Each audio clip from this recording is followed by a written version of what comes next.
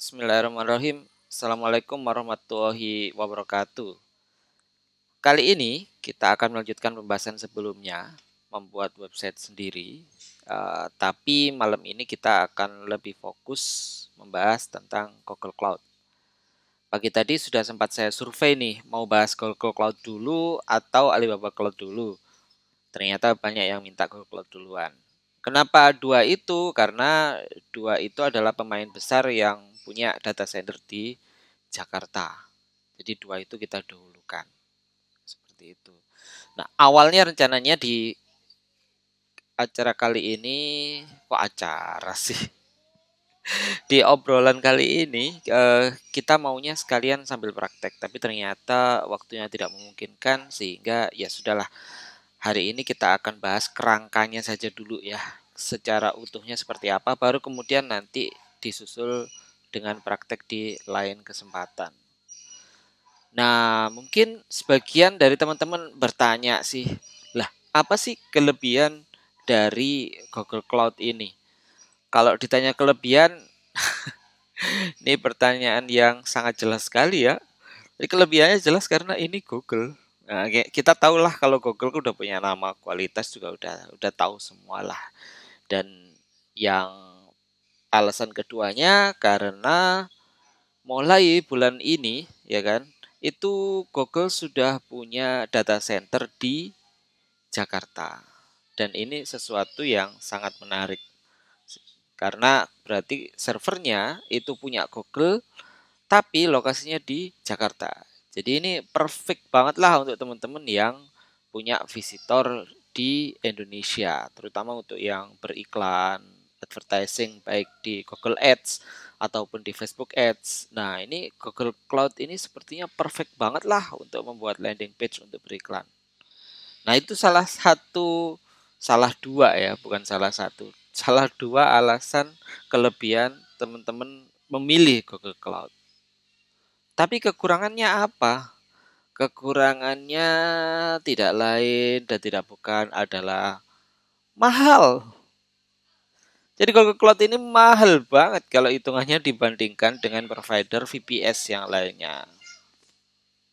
Cloud VPS yang lain lah. Itu terasanya mahal banget. Saya beri contoh aja lah ya. Ini saya screenshot pengeluaran sehari. Sehari dari beberapa website saya di satu server di bulan ini ya. Misalkan sebagai contoh ya. Ini habis 67.000 di sini.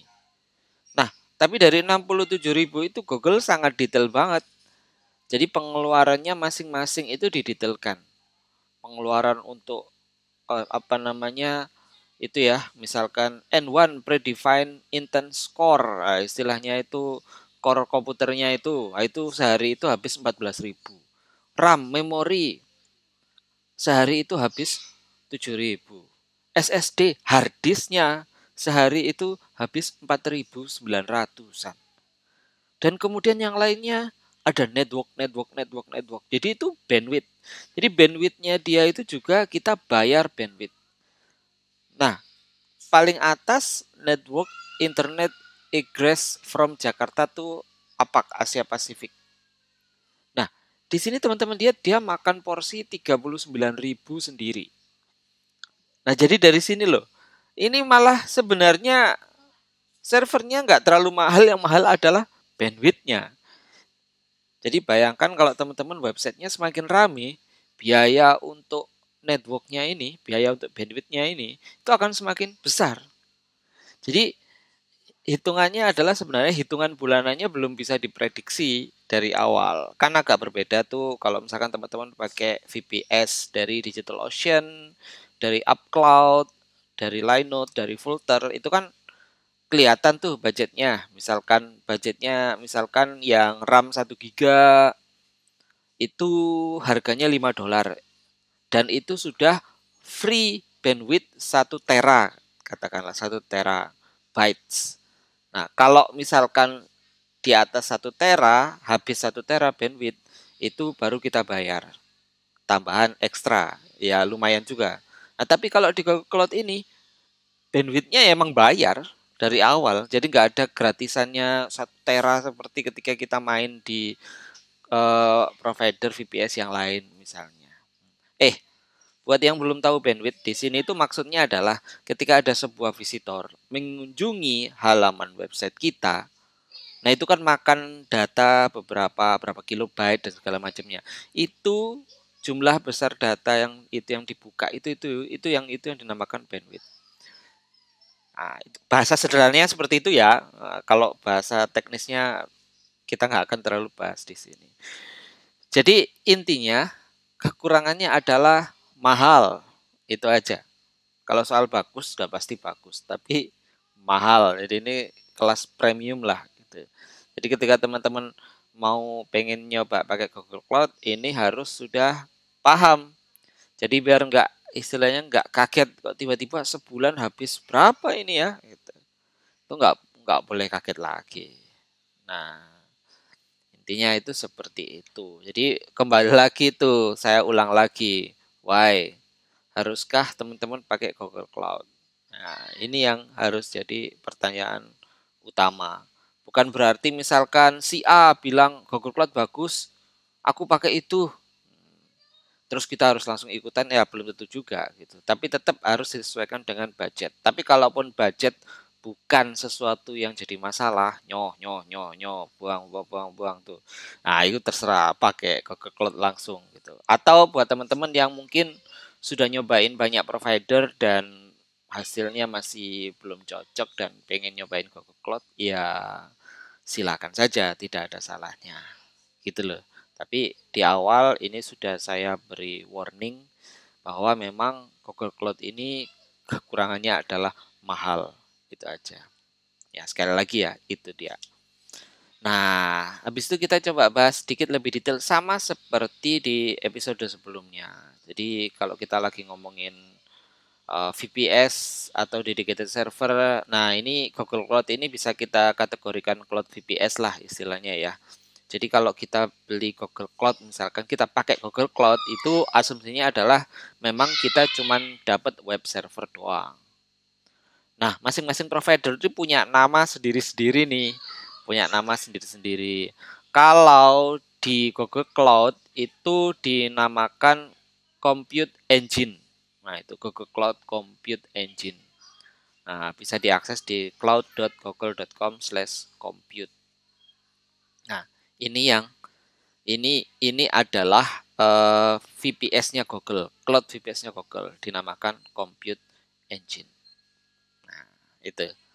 Nah, perlu nggak kita bahas bagian-bagiannya lainnya? Kayaknya perlu ya. Namanya juga intro. Oke, kita mulai dari yang pertama, domain.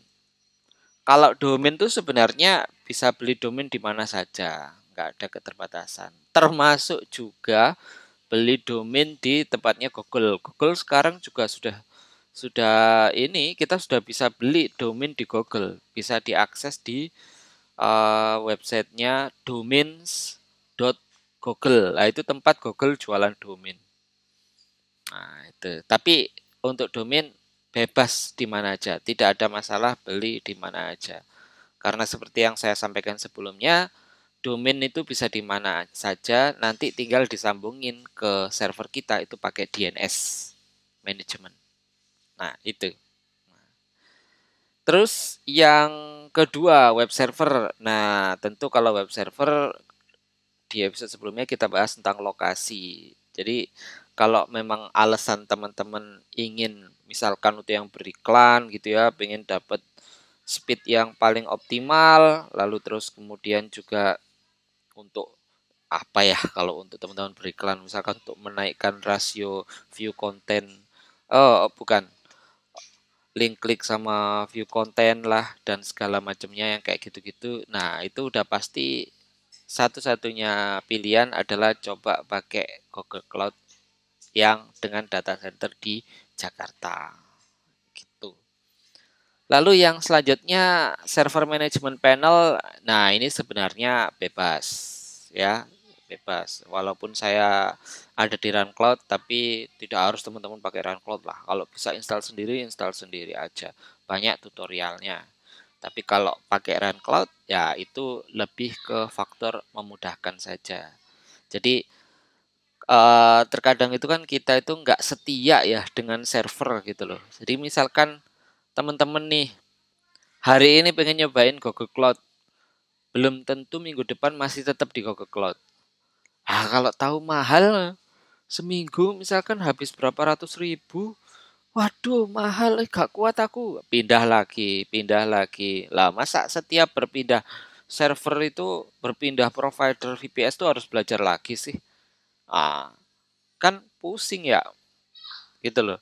Jadi salah satu kelebihan pakai tools seperti Run Cloud khususnya itu menjembatani akan hal itu. Jadi teman-teman mau pakai VPS dari mana saja, panelnya tetap Run Cloud gitu loh. Jadi pindah-pindah server itu cuman belajar cara menghubungkan servernya ke Run Cloud, selesai. Habis itu sisanya bisa dilakukan di dalam Run Cloud.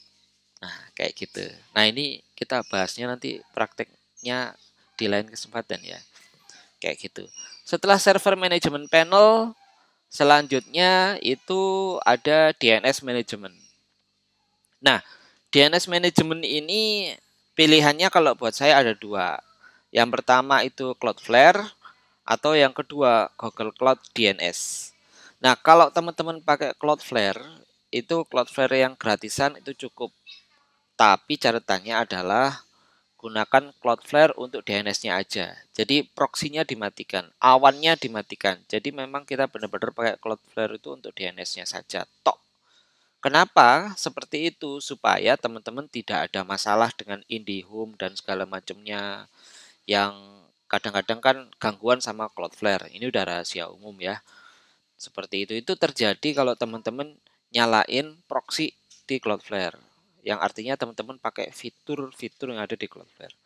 Tapi ketika teman-teman pakai DNS-nya doang, DNS only, itu nggak ada masalah dengan IndiHome. Kecuali kalau Cloudflare-nya yang down ya, Cloudflare-nya down ya bubar wassalam juga sih. Atau, nah ini atau, teman-teman bisa pakai Google Cloud DNS. Jadi Google Cloud itu juga menyediakan DNS. Tapi ada ceritanya. Ceritanya udah pasti Google Cloud DNS bayar lagi. Jadi ini bukan gratis, ini bayar lagi. Itu bedanya. Kalau misalkan teman-teman berlangganan di let's say DigitalOcean, itu DNS-nya gratis kalau mau pakai, di Linode gratis kalau mau pakai, di Filter gratis kalau mau pakai. Tapi di Google Cloud DNS bayar lagi. Cek aja harganya ya, saya nggak ngikutin.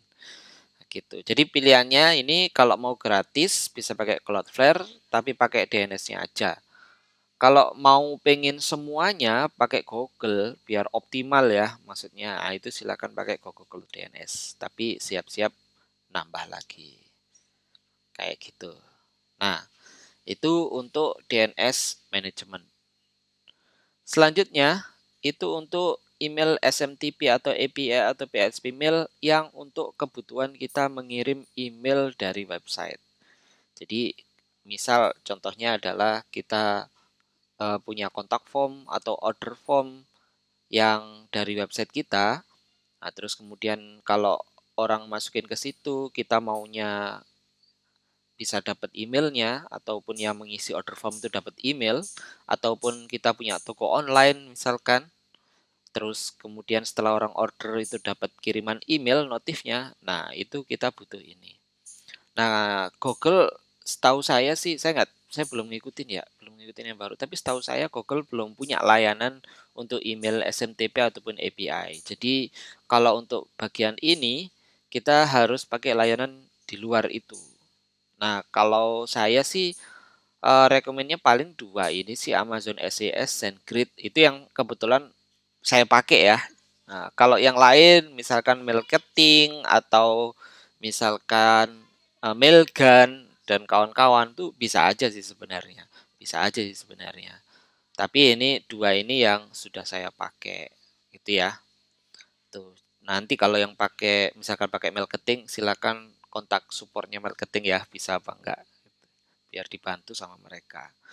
Nah, di sini ada catatannya teman-teman. Jadi sebenarnya yang kita pakai itu ini kan sebenarnya udah saya tulis ya, email SMTP atau API. Nah, dalam hal ini yang kita pakai adalah API. Kenapa? Kalau pakai SMTP itu artinya nanti kita harus buka port SMTP lagi dan segala macamnya. Google itu sangat strict. Jadi dalam arti portnya itu semua hampir semua ditutupin nama dia. Salah satunya itu memang untuk mencegah untuk security ya, untuk security servernya. Jadi lebih sulit untuk dihack lah. Maka semua pintu ditutup sama dia. Nah, kalau teman-teman pakai email SMTP, nah itu berarti nanti perlu buka port lagi untuk port SMTP-nya. Nah, kalau saya sih saya selalu pakai yang versi API. Jadi katakanlah Amazon SES itu juga punya dua versi SMTP sama versi API katakanlah. Saya selalu pakai yang versi API. Nah, jadi kalau pakai Amazon SES itu tinggal ditambahin plugin WPSES. Nah, dari situ itu ngirimnya itu langsung pakai API. Jadi kita nggak perlu buka port-port lagi.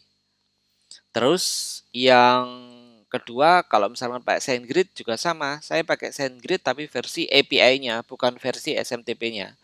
Jadi di website WordPress saya katakanlah itu tinggal saya tambahin plugin dari SendGrid. Ini yang plugin dari SendGrid ya.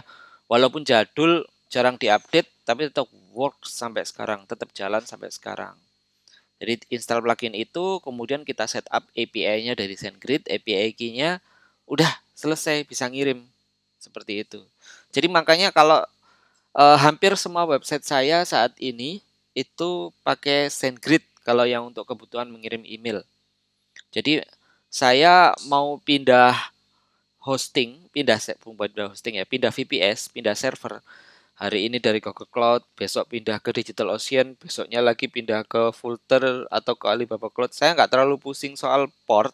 Kenapa? Karena saya pakai API-nya. Jadi tinggal clone pakai Run Cloud, pindah lempar ke server lain, ganti API, ganti IP address di DNS, udah selesai. Kayak gitu. Jadi nggak perlu pusing. Nah, itu teman-teman. Ya, ngomong saya agak kecepatan kayaknya ya. Jadi mohon maaf lah kalau emang agak kecepatan. Tapi semoga paling enggak dari sini gambarannya sudah jelas ya teman-teman ya. Nah sebenarnya kalau untuk bikin website dengan Google Cloud saya akan stop sampai sini saja. Kalau bagian bawahnya itu kan general ya, email service ya silakan pakai yang semuanya lah, backup, content management system silakan pakai WordPress kalau mau pakai dan lain sebagainya. Jadi bagian yang kita bahas cuma stop sampai email API ini aja. Kayak gitu. Sehingga bisa kita lanjutkan untuk praktek ya, untuk praktek di lain kesempatan. Untuk teman-teman yang penasaran sih gimana sih caranya make Google Cloud nih gitu. Obat penasaran aja gitu. Kalau cocok ya silakan lanjutkan. Mahal. Oke. Nah, selanjutnya saya kemudian dapat pertanyaan nih dari teman-teman ya. Yaitu pertanyaannya adalah perlukah pakai CDN? CDN ini singkatan dari Content Delivery Network. Jadi kalau biasanya teman-teman pakai punya website yang diakses dari banyak lokasi. Nah, itu pilihannya sudah pasti seringkali ditambah pakai CDN. Itu. Dan kalau pakai CDN biasanya satu yang kelihatan berubah adalah kalau teman-teman tes websitenya teman-teman pakai pakai GTmetrix itu YSLO-nya akan naik angkanya karena pakai CDN. Oke. Nah, akan tetapi kalau misalkan nih teman-teman punya visitor Indonesia aja, ya sebenarnya CDN ini nggak penting-penting banget sih. Nggak penting lah. Karena apa? Selain nggak penting, ya ini berarti keluar duit lagi kan? Keluar duit lagi gitu. Nah, kalau emang sudah siap keluar duit lagi ya terserah ya silakan aja. Silakan aja kalau mau nyobain pakai CDN-nya dari Google kayak gitu ya. Karena Google juga sudah menyediakan Google Cloud CDN. Ya, sekali lagi itu bayar lagi dan itu harus di setup via load balancer lah. Nah, itu akan panjang tuh bahasanya, prakteknya gitu ya. Tapi intinya adalah kalau teman-teman pakai uh, Google Cloud dengan Visitor Jakarta aja, di awal nggak usah pusing untuk pakai CDN dulu. Nggak usah pusing pakai CDN dulu. Itu belakangan aja. Nggak penting-penting banget ya. Nggak penting-penting banget. Nanti malah pusing setupnya agak panjang. Setupnya agak panjang kayak gitu. Nah, kan CDN dari Google berarti bayar lagi ya Mas? Mahal juga nggak? Ya bisa jadi gitu. Apakah boleh saya pakai CDN dari layanan yang lain? Ya buat apa? Kalau CDN dari luar itu rata-rata servernya kan paling deket itu Singapura. Cloudflare kalau teman-teman mengaktifkan proxinya untuk dapat CDN-nya. Ya itu kan Singapura juga paling deket. Lah padahal server kita ada di Jakarta. Google Cloud-nya yang kita pakai. Masa muter dulu ke Singapura, balik lagi ke Indonesia? Ya kurang kerjaan kan? Kayak gitu. Jadi kalau ngomongin CDN pilihannya cuma dua. Nggak perlu pakai CDN atau silakan teman-teman pakai CDN dari Google Cloud. Ya. Nah sekali lagi CDN itu hanya untuk aset statis. Dalam arti aset statis itu adalah untuk load gambar, untuk load JavaScript, untuk load CSS. Nah, file-file yang itu yang pakai CDN. Nah, kalau memang pertanyaannya CDN-nya Google bagus gak? Ya jelas bagus. Itu udah diakui. Jadi kalau teman-teman cek di website cdnperf.com katakanlah, nah itu Google Cloud itu di peringkat kedua CDN terbaik. CDN terbaik itu dari Google. Nah, kalau Cloudflare itu di nomor 3, tapi ini Cloudflare yang berbayar ya. Kalau Cloudflare yang free itu saya nggak tahu posisinya di sebelah mana. Jadi itu teman-teman, menjawab pertanyaan teman-teman, perlu kasih CDN? Kalau buat saya sekali lagi nggak perlu kalau untuk di Indonesia. Kalaupun perlu silakan cobain setupnya, walaupun mungkin agak ribet, harus setup load balancer dan segala macamnya. Ya, itu ya. Semoga menjawab. Jadi kalau kita summary-kan, nah ini kalau pengen semuanya pakai dari Google, duit banyak gitu ya, gak ada masalah di budget, ya silakan. Domainnya beli di Google, web servernya pakai Google Cloud Compute Engine, server management panelnya boleh lah kalau pakai Run Cloud, DNS manajemennya pakai Google Cloud DNS, dan kawan-kawan. Nah, kayak gitu. Itu intinya. Ini intro kita untuk di episode kali ini yang membahas tentang membuat website dengan Google Cloud. Ya, di episode selanjutnya, nah ini saya serahkan ke teman-teman nih, mau lanjut bahas Alibaba Cloud atau praktek dulu dengan Google Cloud pakai Run Cloud. Nah, saya serahkan teman-teman, silahkan komen di bawah pengen yang mana dulu. Kalau mau praktek berarti saya akan siapkan untuk prakteknya besok. Oke, di episode selanjutnya. Doain sehat selalu, jadi besok bisa kita lanjut ya untuk prakteknya. Sekian, terima kasih dari saya. Assalamualaikum warahmatullahi wabarakatuh.